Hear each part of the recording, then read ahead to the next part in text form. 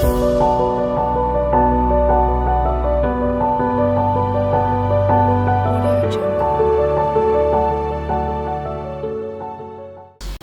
and welcome to another episode of Women and the Society. Weekly we bring in women who have made impact in the society.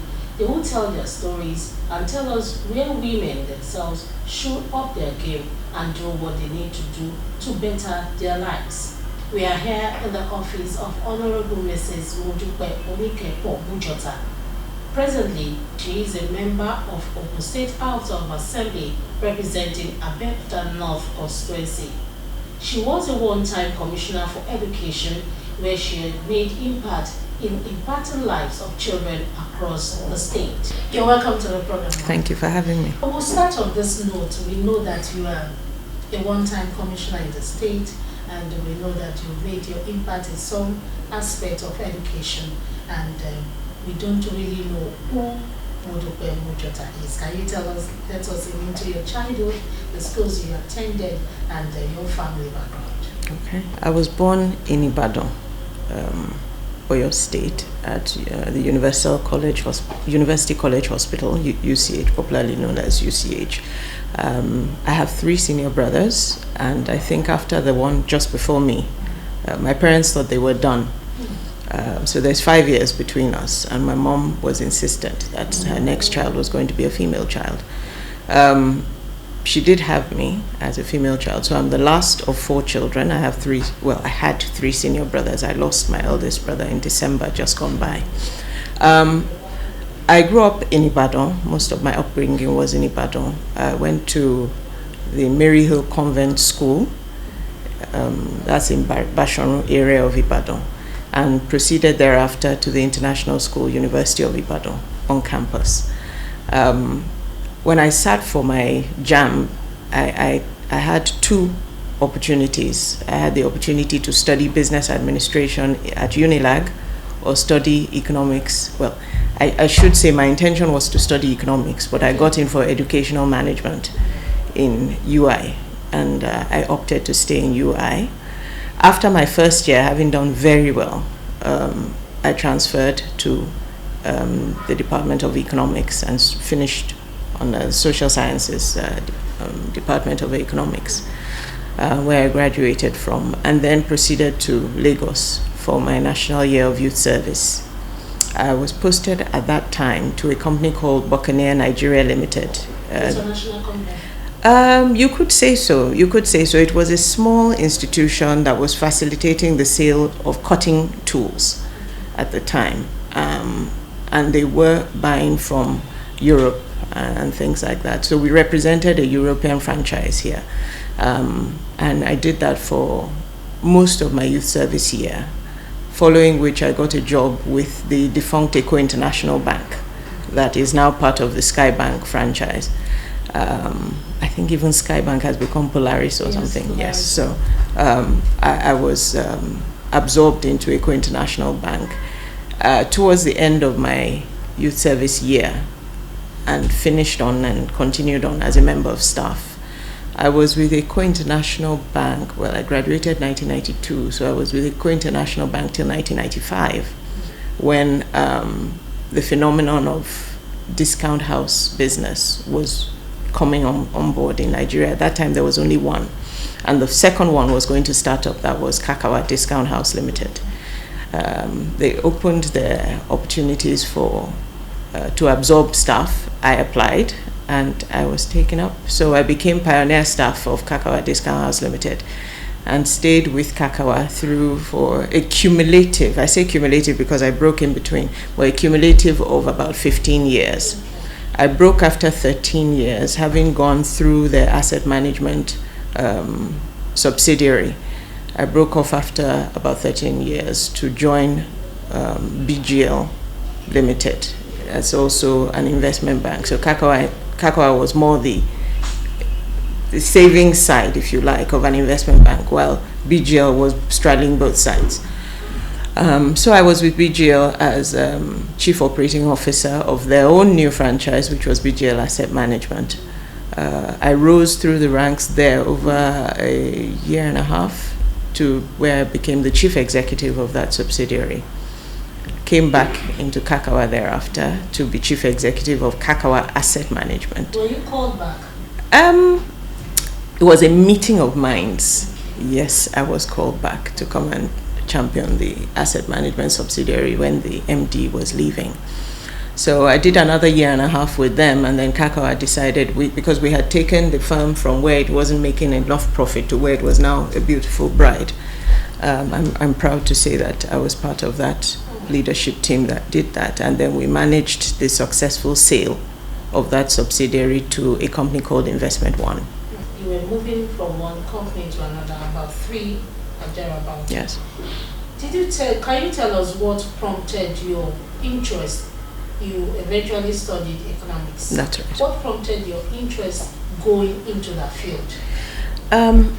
My immediate senior brother had started off with mathematics at University of Lagos. Then he crossed over into economics at Ife, and subsequently UI to finish up his economics. And I found it intriguing that economics to me was the science of life. So if life were to be decoded or denominated as a science, then economics was it, because it's essentially economics seeks to match supply and demand. Whether supply and demand is in terms of cash, finances, whether it's in terms of goods and services, whether it's in terms even of affection. There's a supply and demand for everything. We're always trading, we're always marketing. Even right now, I'm marketing myself, and you are also marketing yourself. So for me, it was always going to be a give and take in life, and the fundamentals of economics kind of symbolize that. So it was interesting to me, and I'm glad I studied it, because I believe that it is a platform off which to leverage on a number of different enterprises or different interests. Okay, when they hear about career woman, the way you painted yourself, you were a career woman, and you are still a career woman. Absolutely. Do you think it did not affect your marital life? Because along the line, you must have gotten married, and you're still married, and you have your own children. Did it affect your marital life? Marriage is a meeting of minds. Two people again coming together. Again, the laws of economics playing out, supply and demand, marketing, and so on and so forth. I met my husband already as a working woman. So he also working. So we made our lives together around our careers. It's funny you say, my marriage seemed to have amplified my work life rather than made it, rather than being threatened by it. Why do I say so? Both my children are 5 years apart. And each time I was pregnant, I got a promotion while I was on maternity leave. And both those promotions came with vehicles. So marriage is not a crutch. Pregnancy is not a disability. If anything, it should amplify a woman's ability to do even more. At least that's the experience I have had. With respect to being pregnant and doing the usual things of going on your antenatal day and so on and so forth, my husband would take me, would go together for my antenatal in the morning. And right from there, he'd take me back to work. I surprise you as well that just after my first child was born, I think 2.5 months thereafter or so, no, it was slightly more, maybe she was about 6 months old, there was an opportunity for a team to go to India to study and become the super administrators of a new software that Kakawa was buying at the time. Incidentally, my MD was also a woman, Bola Deshola. She's a huge inspiration to me. She's one of my mentors. She was my chief executive, and she nominated me as the only female member for the team. It is 6 months old. Oh, yes. And when I got home and told my husband said, yes, well, not a problem. Because they believe when you're a career woman, you won't have time for your home. Do you think it should be that way? I don't believe it's a choice of this or that. I quite honestly think that you can have both, and you can navigate them well. My mentor, Mrs. Adeshola, is married with children of her own, and yet she's chief executive and a serial chief executive of huge commercial banks in this country. The famous Mrs. Awushika is not only a career woman, she's an entrepreneur, chairman of arguably one of the largest banks in this country.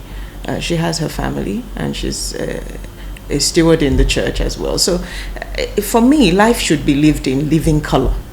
That color brings together all that I am and all that I am gifted to be. And I should navigate my way, making a success of each and every part of it, for me to have lived my life in line with the expectations of the Creator, I believe. Can you tell us some of the challenges you encountered, maybe while you were working or other family, and how you surmounted them? My career life has been largely garnished with successes. I can recall 2 incidences that were very, very challenging, however. When I work with anybody, I give it 110%. I always tell my colleagues here that loyalty cannot be 99%, it has to be 100 and above. One of the challenges I had with that was working in a loan-based organization. We had some of our loans go bad, and I was known to be the right hand of the head of department at the time. It was insinuated at that time that there were sharp practices being done, underhand practices being done to grant loans. And the institution seemed to think that I would know about it, or at least understand how it was done. And I said true to my conscience that I knew nothing of it, and I believe that my boss was also not implicated in it. Because of that, I was made to face a panel. I was put before a disciplinary panel, threatened with losing my job and this and that. And I said, fine, I will do everything that is necessary to help the firm recover its assets, but I will not acknowledge what is not true or what I am not in the picture of. And so if a sack was to be it, so be it. You must stand for something, otherwise you fall for anything. And I'm glad I stood my ground, because not only did we both get vindicated, but I was also propelled to be given a chance to put my money where my mouth was, which was go to Port Harcourt and help us with recovery of those loans. So I was also posted to Port Harcourt as branch head for 2.5 months to pursue recoveries, which we did. We also got new customers in the time I was there. But it was a difficult time. A similar thing happened further down in my career, where I had advanced a facility to acquire property, and I was away when the transaction was concluded. I got all the requisite approvals. When I returned, I was told that they were not able to take possession. What's going on? It turned out that the asset was in acquisition by another institution, and again I was accused that I did not have the requisite approvals. Naturally, you must always keep your documentation. You must keep impeccable documentation, because your documents will speak for you where you are not. Nonetheless, the institution took the unfortunate step to have me placed on suspension to pursue the loan and all of that. And when I met with some lawyers to discuss it, they actually said, did I want to be rich? And I said, what do you mean? They said, because we can sue on your behalf and you would win. As a chief executive, your mandate is to take risks for your business. If you made this risk pay off and they came into #1 billion, they won't take it up. Exactly. And they wouldn't give you the profit as well. The profit will go to the firm.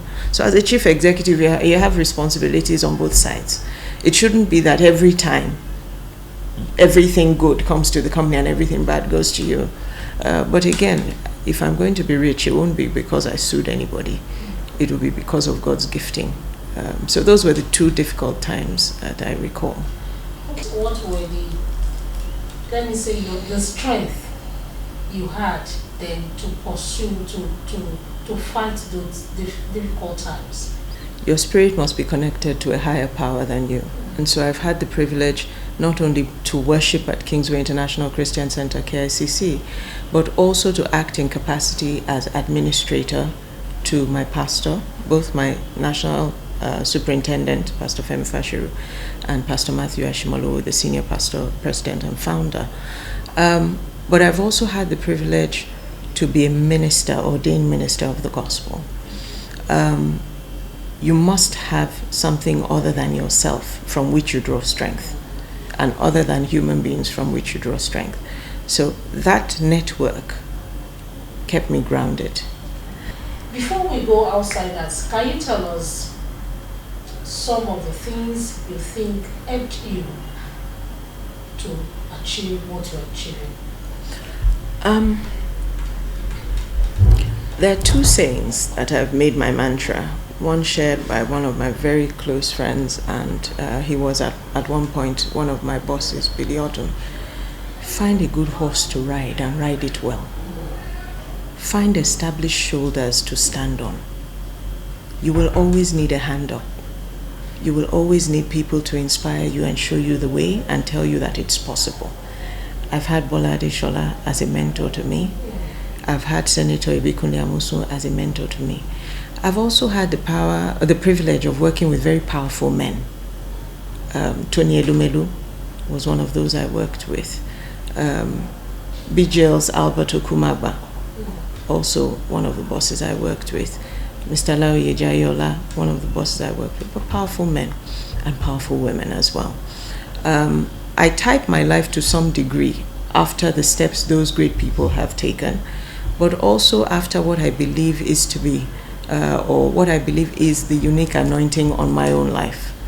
I believe every human being carries a grace, and that grace will speak, but you have to be listening for you to take advantage of it. There will be opportunities that will present themselves.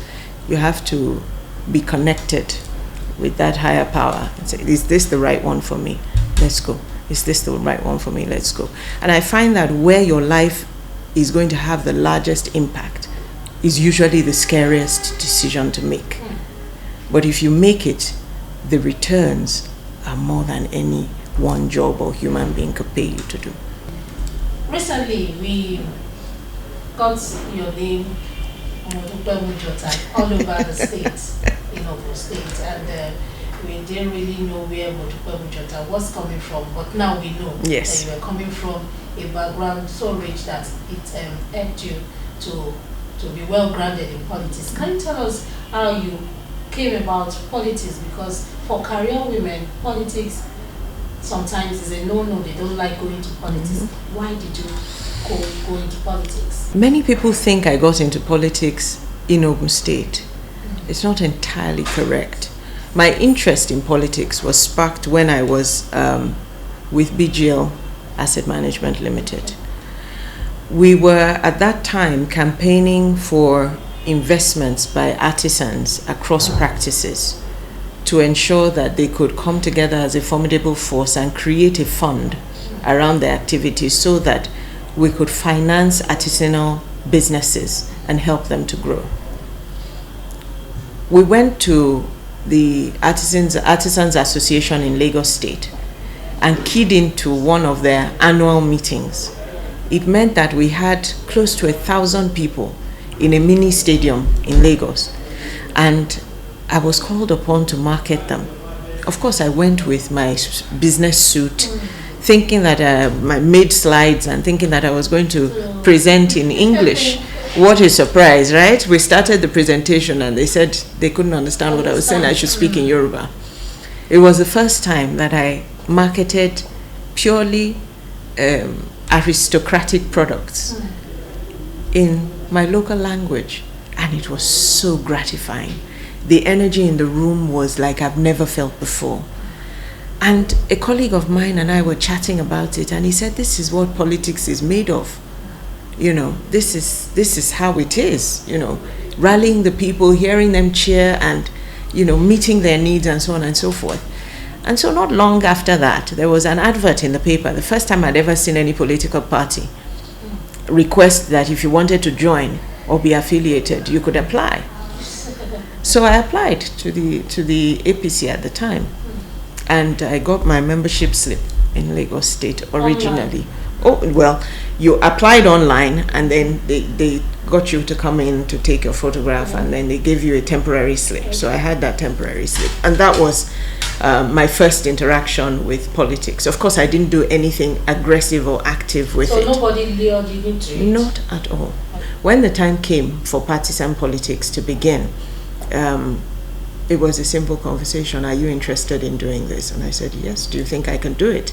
And he says, yes, you can. The people that do it don't have two heads. Besides, you've been in the system now for 3.5 years. I'd hate to think that you know nothing about it. And that's how we started. And I found that the people are so energizing. The people are so enthusiastic. They're such a force that I don't think of them as just people. They're the great people of Abeokuta North.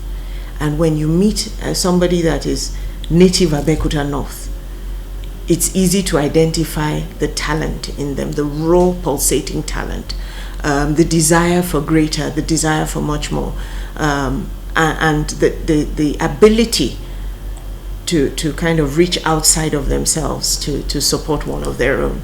And it made the whole campaign period, though challenging, very interesting. I toured the 16 wards 4 times in the space of, I think, about a month and a half. Met all kinds of communities, the CDAs, the lepers colony. We were everywhere. And so it helped us to also be able to feel, even to a greater degree, the pulse, yes, of the people. Then, can you tell us what really is your passion for children and women? We have the abilities to attain whatever height is possible once we have the same or a semblance of sameness when it comes to education. If we raise all our children with the same minimum standards, whether it's Barney they were watching or Sesame Street they were watching, a child typically would learn to start to read 2- and 3-letter words from age 3. There was no reason why there should be a segregation. And reading unlocks the powers of thought. Because when you read a book, it allows you to create images in your mind. That's the beginning of creativity, innovation. That's the beginning of technology. So the first creation happens where? In the mind. If you don't feed the mind, then it's allowed to just stray and be infiltrated by other things. So that is where my passion is. Raise all children with some minimum standard that's equivalent, whether in public school or private school. We've been talking to Honorable Mrs. Modupe Mujota, and she has told us that as a woman, don't be a layback. Connect to your inner mind and be strong for what you are doing. As a woman, you should be the superwoman. So let's go to the segment, another segment, where Mrs. Mujota will be telling us more about herself in a relaxed mood. We'll be right back. Audio Jungle.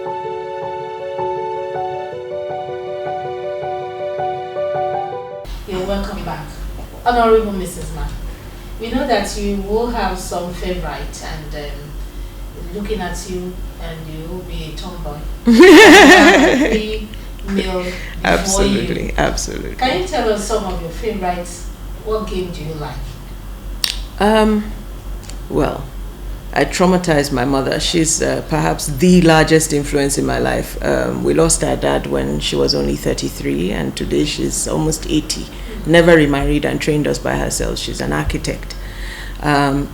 So that, fierceness was also a flame in me, and so I loved soccer. And I played soccer even when I wasn't supposed to. So my first fracture, I broke my ankle while playing soccer, girls against boys, at school. And she had warned me before I left the house because she knew I enjoyed a good game of soccer. She said, "Don't play today." And I went behind her back and I played anyway. But I broke my leg, so that was the end of my soccer playing days. But in university, I found a new love, swimming and squash. So I played for my university. I swam for UI and I played squash for UI at competitive level. At that time, the Noga Games. Okay. So I attended 2 of the Noga Games as a professional swimmer, and that I did throughout my years in uni, as well as volunteering in the theater. you must have your favorite food. Whether you are still eating them or not, you should have. So what's your favorite food? My favorite food now, and has been for some time now, amala lafun with abula. That's the begiri and the ewedu with ogufe. That's my favorite. That's rich. I don't like parties. You rightly discerned when you said I'm a tomboy. I grew up with men. So anywhere I can't go on a weekend in jeans and a t-shirt is a struggle for me. I don't like parties because of the noise. I believe that when you are out, you should be able to, it's because you want to build a community of friends, and so you should be able to converse. Usually our outings are very loud, and so I prefer smaller gatherings that are more intimate. So I'm not a party person now. Oh, I love dancing. In fact, one of the things that I did the most during the campaign was to dance. I love to dance. I love to dance, and I dance at every opportunity. In fact, if you whistle now, I'll probably start dancing. So I love to dance, yes, but I don't like parties. Can you tell us the type of attire you love? Is it the native or the English one? It's a bit of East meets West, and unfortunately Nigerian fashion has transitioned. So the up and down, skirt and blouse, I enjoy that very much. The agbadas, I enjoy them very much. And I also enjoy the beauty of the African woman's head when the gele is tied. I don't like to tie the gele much. I've learned how to do it, but I don't like to tie it because I say a prayer before I start it to get a beautiful one. But the turban is very nice. I think it's very elegant, and I enjoy to wear it. But I have natural hair. I also enjoy the freedom that my natural hair affords me. So the up and down is versatile. You can wear it with headgear or without, the skirt and blouse, I should say, in Ankara, in Adire, and all of that. So that's what I enjoy. Honorable Mrs., we want to thank you for appearing on the program today. Thank you for having me. One thing about this program is that when we talk to our women, they tell us what we should do in the society. Honorable Mrs. Modupe Mujota has told us that women are the builder of the society, and they must build themselves before they build the society. So on that note, we'll say see you next edition when we bring in another woman who will be talking to us.